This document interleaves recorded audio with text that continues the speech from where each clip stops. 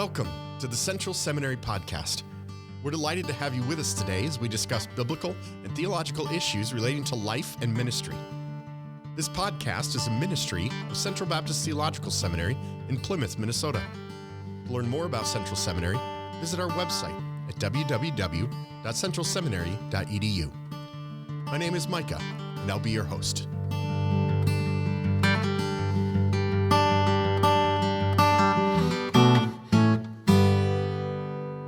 Welcome again to the Central Seminary Podcast. Today we have with us our professor of Old Testament, Dr. Preston Mayes, to share with us a little bit about his path to Central. So, Preston, welcome to the podcast. Well, thank you, and thank you for the invitation. I'm glad to be here this morning. It's exciting to get to speak with our professors, and what we desire to do on this episode of the podcast and with other professors is to just share a little bit about how God helped to shape their desire for the teaching ministry.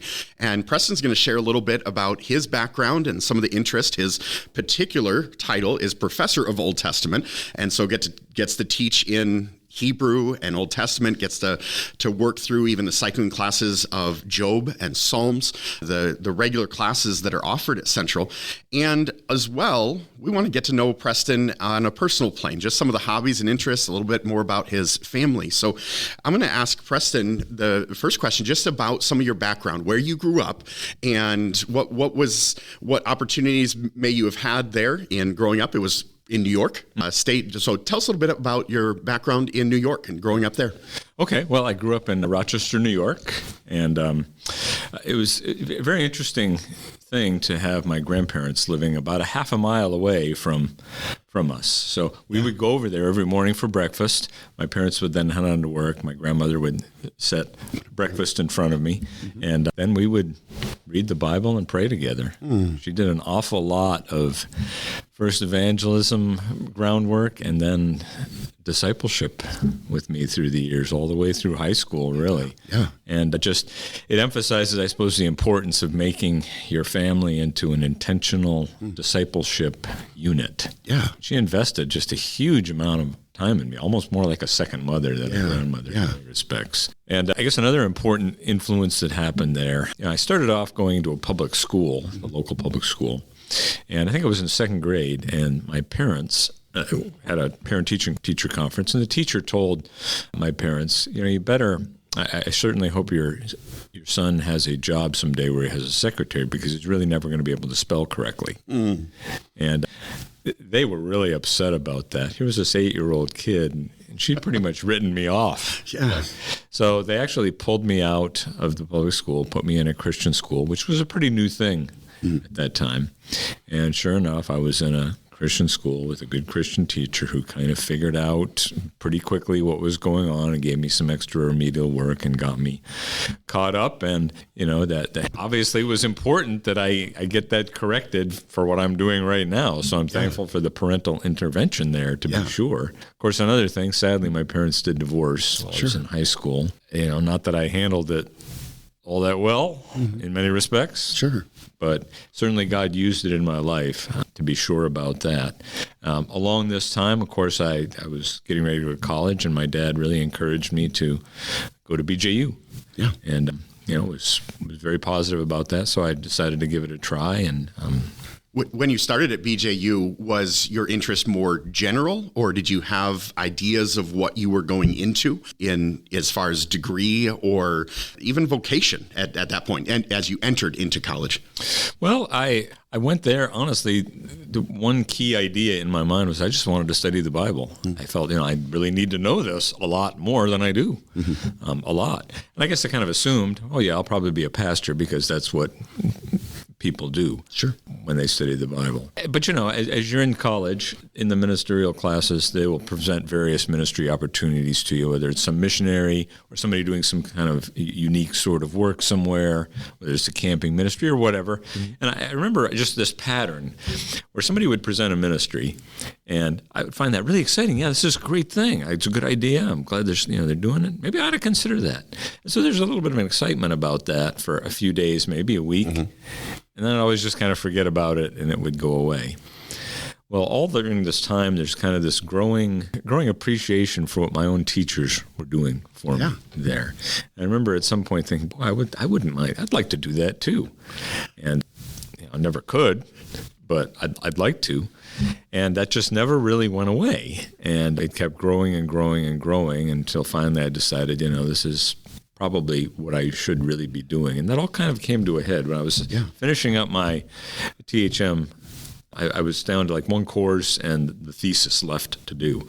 Somebody that I knew had contacted me wanting to know if I'd consider, maybe as you're trying to finish up your thesis, there's a small church here that needs maybe a pastor. Would you be interested in getting involved in that? It's not going to be a huge ministry. It's going to require a lot of administration or anything. And, nothing ever came of that.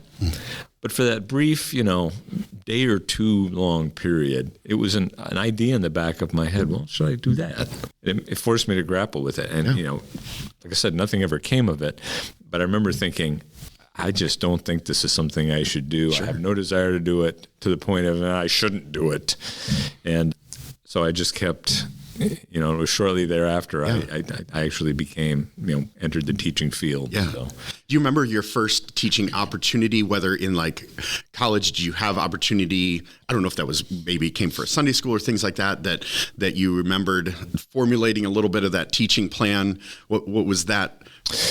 Well, I know one thing that's funny. I'd actually stayed at BJU for a little while and did a Master of Arts degree there and wanted to try out teaching and see if I could get involved in it. So I sent out some resumes somewhere. Mm-hmm. And actually, Maranatha Baptist Bible College at the time, their academy needed a teacher to teach ninth grade history and Bible. Mm-hmm. So they offered me that opportunity. My wife was going to teach English because she's an English teacher as well. She's an English teacher. And so I went there. We agreed to go. And the first year teacher experience is never pleasant anyway, especially for somebody who has no education background. And now I'm in with a bunch of ninth graders who should have somebody who's gone through an education program. It was not really a very good experience. And yet at the end of it all, my response to it was not, I don't ever want to do this again. Mm-hmm. My response was, I'd really want another crack at that. Sure, yeah. To get better. Of course, very shortly after that, I decided I actually need some more school. I need to go back and get an MDiv. And actually, since I knew at that point I was headed for teaching, I went to seminary with the idea in mind that I'm going to get a THM as well. Yeah. So take heart, teachers, as you're listening to that. Well, yeah. If you're going to teach, there's got to be a desire to do it. Mm-hmm. And what was in that the decision to say, hey, I'd like to go more? You had your MA, and you're saying you're thinking of the MDiv to say, I'd like to fill that out a little bit more. Well, I remember I got to the end of my MDiv degree and graduated, and it was kind of a fun thing, but it wasn't the big euphoria relief that a lot of people would experience when they're finally done with the Master of Divinity, which sometimes is referred to jokingly as the Master of Infinity. But truly, given the complexities of ministry, that's kind of a minimal level that we should aspire for pastoral, senior pastoral ministry. But, I knew I was continuing, and so the question came, okay, well, what should I major in, New Testament, Old Testament, or systematics? And I remember thinking at the time, my seminary education, all my graduate education, had really been much more focused on the New Testament. And that was good. And it's understandable. We're New Testament people. The New Testament is written specifically for the church, and that's where we need to really kind of start when you think about it, for many practical reasons. But I thought, I just need to know the Old Testament better. It wasn't like I initially had some great love of the Old Testament. I knew if I was headed toward a college teaching ministry, it needed to be broadly informed, and I would need to fill in that part of my understanding. Mm-hmm. Now, of course, now I'm the Old Testament prof, so I always say I fell in love with it and kept going. But it was just to fill in that gap, and I think that's the beautiful thing about a THM.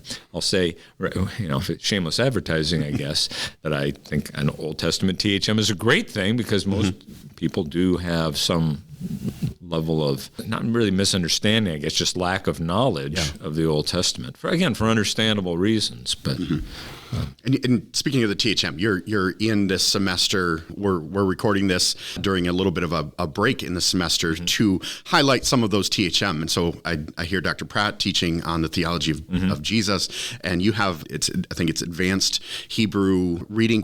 What's the scope of that class on a THM level that goes deep into Hebrew grammar? What is your goal with that class? Yeah. Well, it's a seminar class. Yeah. So we don't meet every week. Well, we do. We meet very limited. There are 4 hours of credit for each class, but we don't meet 4 hours a week, not even close to that. And so that class, given what it is with Hebrew, there's certain expectations I would have from when you get to the end of a program where, okay, you need to know to do this and this and this. And depending on what you know right now, I will kind of craft that course for you. There's a couple of recent books that highlight some good research that's been done recently. So there's a lot out there. And it's I've crafted the kind of course I wish I'd had when I entered my PhD, because they didn't have an impossibly hard standard, but there was a standard there, and I just was kind of on my own to resurrect my Hebrew at that point, which is kind of what needed to be done. Yeah. So, and again, it's a very practical kind of thing. I do not want this to be just some great big academic exercise. I want to show you how you can get from text to sermon, including good applications of that are convincing because they're methodologically sound, that reflect some Hebrew in them as well. And it's just invaluable. It's like taking a closer look at Scripture. Years ago, I kind of came up with the illustration of, you can learn an awful lot from your English Bible. You really can. But it's like standing on the shore of a lake and looking over to the other shore that's maybe a half a mile away. Now, you can see what's over there, and you can see it reasonably clearly, but if you really want to understand what's really there, you also then have to take the close look and get into some level of detail. And it's a skill that you have as a preacher that helps you. And I find, yes, it is true up front, it's a huge investment of time. I find on the back end of that, it's actually saving some time, because at this point, I've been at this a long time now, just because of vocation, but a pastor would be on it a long time too. So if you use your Hebrew or your Greek, you get better at it, and you know almost intuitively sometimes what you're seeing. And now a quick glance at a Greek or Hebrew Bible, you'll say, okay, well, I do need to delve a little deeper, but yes, I kind of know what's going on here, and I understand how this is organized, and it actually does. Yeah. On a personal level, how often do you bring a Hebrew Bible with you on Sundays? Kind of, sort of. Yeah. We all have. I have Logos on my phone. Yeah. And so I will constantly scroll over to the Hebrew or the Greek and just see what's there. But that's the app you would use to I don't know if you're checking that, but just digging. Yeah, the Bible. I've got my Bible up on it, but Logos has you can have any number of things open all at one time. Yeah, and just switch the window you're working in. Yeah, you mentioned something about the shaping of classes through time, and maybe I'd ask that. How do you evaluate, even with some more modern scholarship that comes in, maybe a new book that's coming? How do you introduce that to the structure of a class? Maybe you're like, hey, I've taught it this way, but a new book's come out, I want to add that. How do you make that decision of shaping each class in the cycle as you teach them? Boy, there's no hard and fast answer to that. I know, for example, though, that I'm teaching Job right now, and I'd used a couple of books that were reasonably good, but I really felt that the one that just was going to be the commentary that would be not too long for a 2-hour class and not too short for a 2-hour graduate class, and also didn't have any of the quirks that some of them have, it just wasn't quite out there, and then so many wrote one a year or two ago that really is very good. Yeah. And it was actually the perfect one. If I had any notion of writing a Job commentary, I don't think I need to. This man did it, and it's a wonderful book. Yeah. So I introduced that. There was a monograph that was published that had Job as its center on the relationship of God and evil. Catchy name, Piercing Leviathan, which is a nifty title. Yeah. I read that book and I thought that's very helpful. Yeah. Obviously none of these books are perfect, but they're really useful, and you just incorporate the reading, and it kind of displaced something else that I had been using. Yeah. And the other things are still there, and I'll keep them in the bibliography. Yeah. I want to ask you a little bit about some of the opportunity you have to teach students right now, but I want to first ask you about some of your background as a student in some of the projects. Were there any specific projects that were memorable, or that, having worked through them, that you maybe appreciated the work that you were doing and saying, hey, this is not too bad. I enjoyed that project, whether it was a decent, lengthy project, but what was some of your memories of some of the bigger projects that you worked on through your education? The ones that come to mind most, the Hebrew exegesis project was really a useful thing. Now, it was a lot of work. Of course, the beauty of it is it's gotten a lot easier to do that today with the availability of Logos. So I kind of have built that class around, all right, here's Logos. What do you do when you want to study a text? Because a lot of students here all get it as part of their tuition, and now Logos, I think, is changing to a subscription model. Yeah. So it's a yearly fee. I'm not sure what it is, but I've regularly had students say, well, I have it, but I'm kind of bewildered by it. Sure.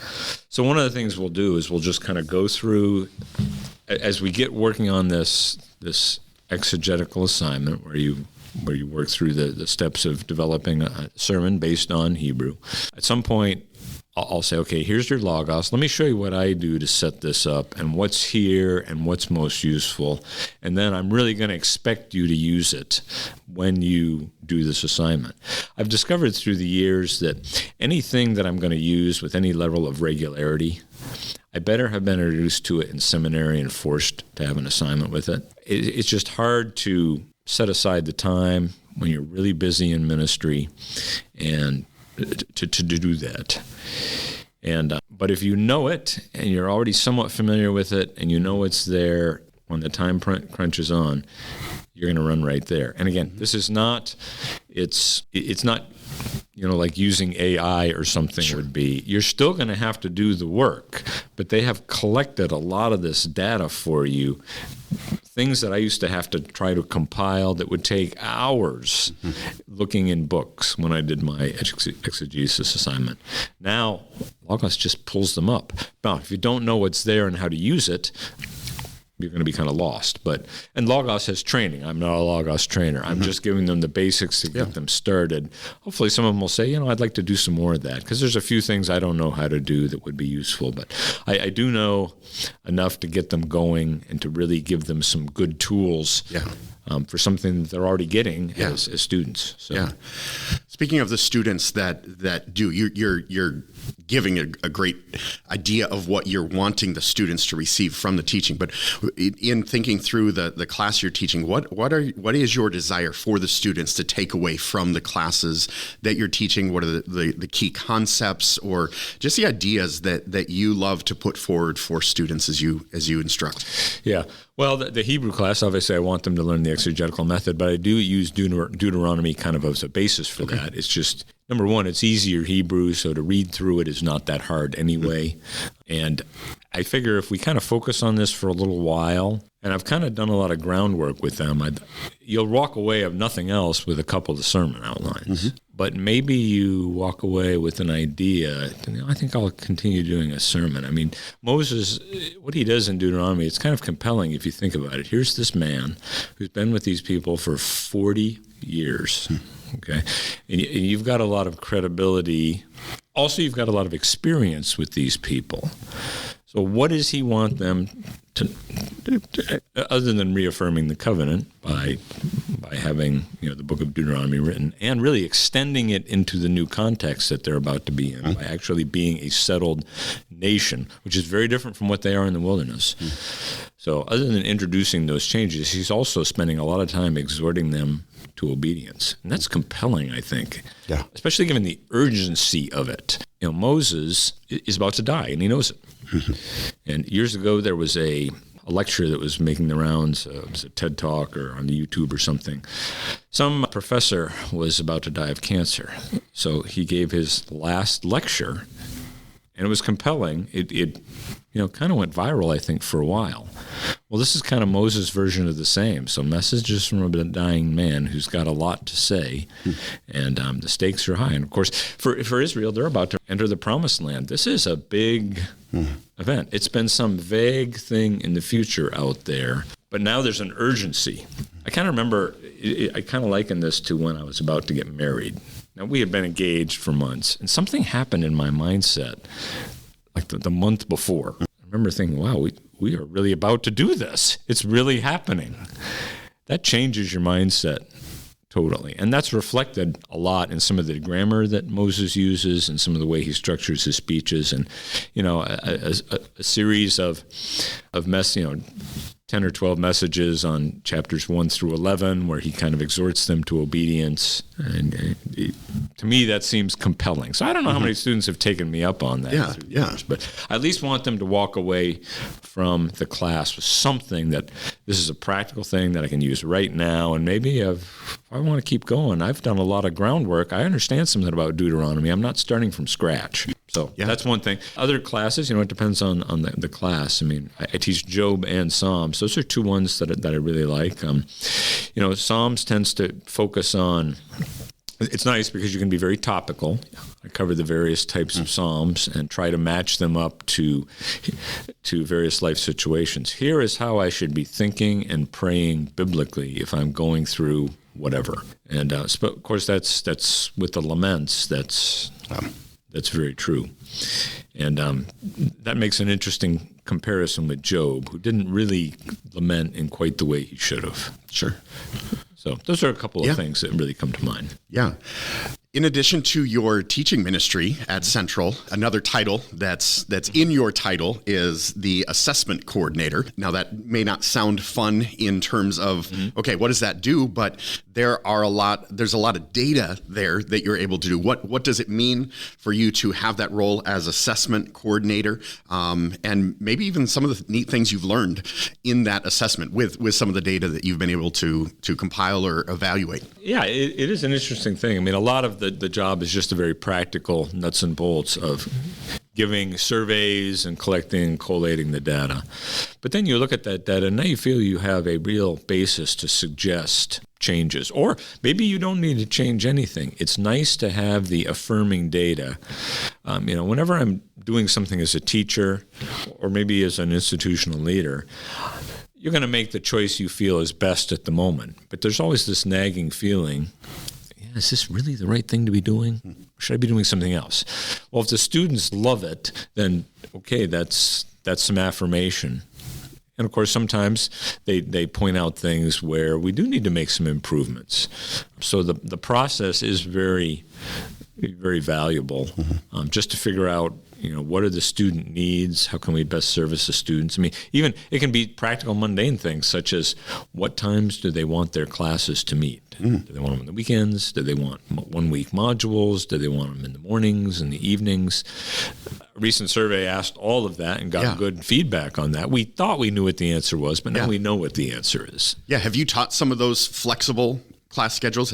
How does that fit for you in teaching? Works great for me. I do teach a Monday evening class once a year, and I think that works very well. It wouldn't work so well for some of our international students unless you're willing to go to class in the middle of the night. But for a lot of people, it works very well.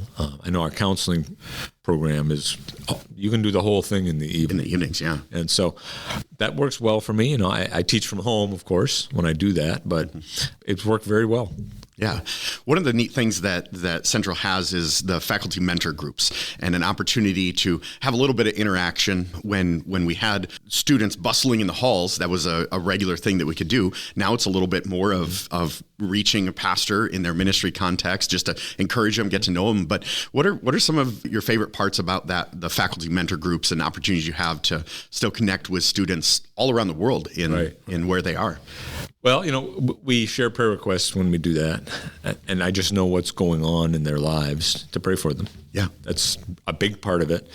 Part of it, though, is, they'll share specific concerns, and occasionally somebody else in the group who's also in ministry really is helpful in encouraging that person or pointing them in the right direction, because many of our students are already in ministry. They're already pastoring. They already have some experience. They aren't starting out. So for them, this is really continuing education, which I think is a great thing, and that's the beauty of the distance education. Yeah, that it is a continuing education, because if you're in ministry, really you're called to be a lifelong student. And I think to some degree you'd have to say every believer is a lifelong student. Yeah. So those parts of it are very good, and just to get to know them a little bit individually. Yeah. Speaking of knowing individually, I want to maybe ask that to you in terms of hobbies. What are some of those hobbies? Some that I've known because I got to have you as a professor back at Maranatha, and now get to be a colleague here at Central, in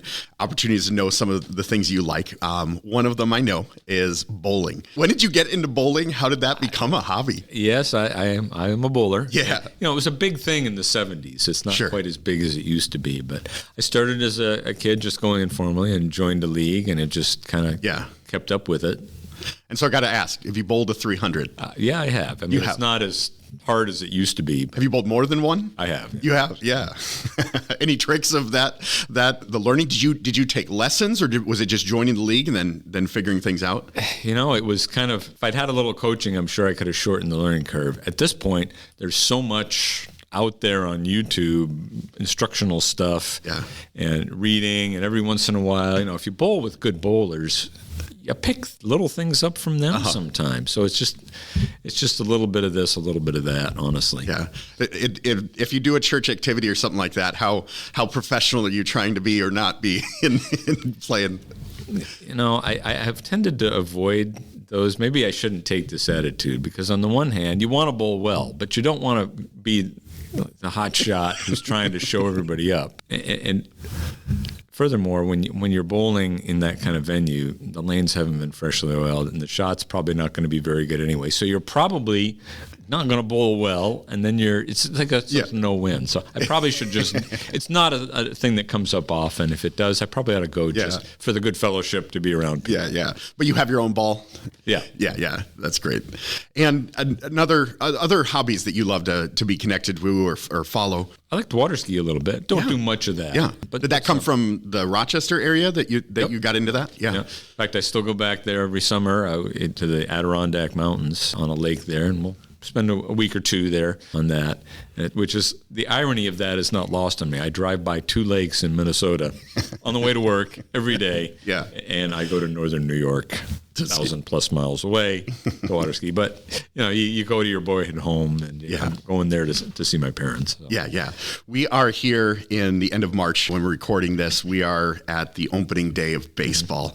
So New York, and I know that you're a baseball fan. So that means, what's your rooting interest? That means, please, nobody out there hold it against me. I am a Yankee fan. Yes, it is true, and they won yesterday. So, and the Twins did not. Twins did not. So I do try to root for the home team if I'm there and they're not playing the Yankees. And did that rooting interest come as a kid growing up? Oh yeah, it did. Yeah. About the time I was just getting interested in baseball, they won a couple of World Series in the 70s, and they were the local team. Yep. And my dad liked them kind of. He's not a big baseball fan, but he liked them. So, it was inevitable that I was going to be a Yankee fan. Yeah.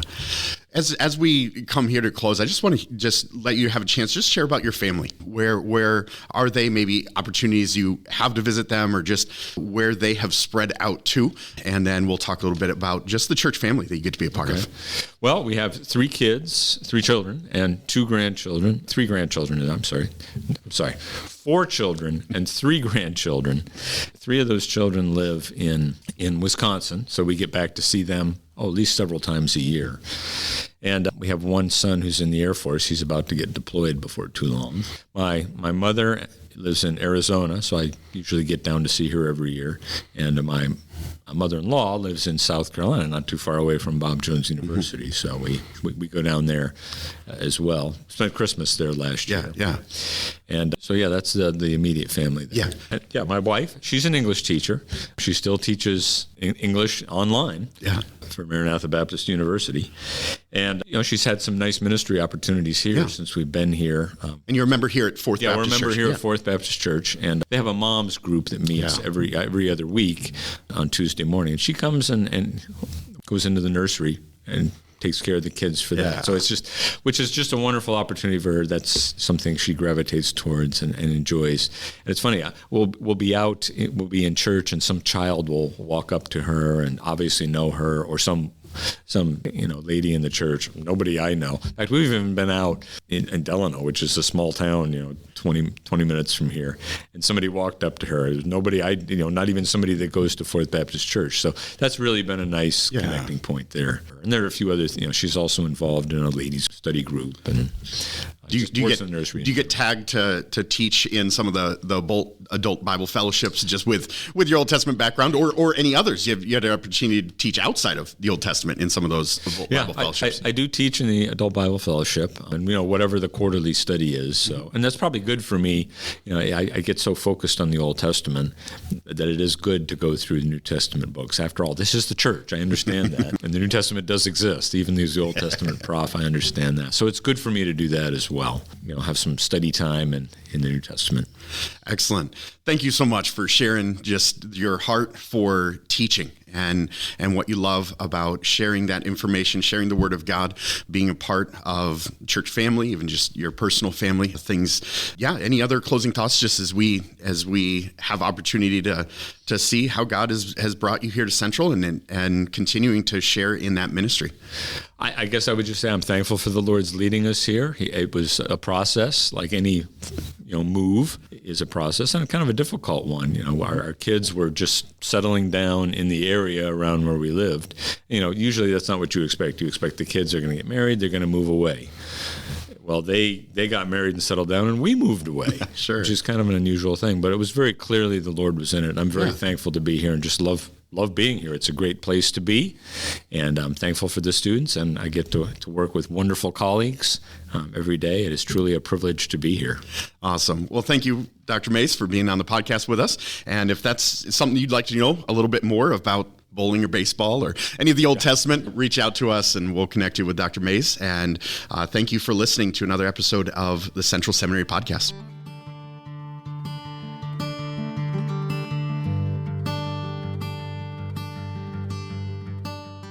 Thanks for listening to the Central Seminary Podcast.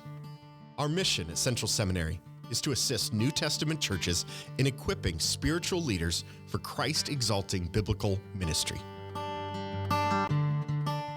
Since its founding in 1956, Central Seminary has sought to provide serious students of God's Word with robust theological education as they prepare for ministry.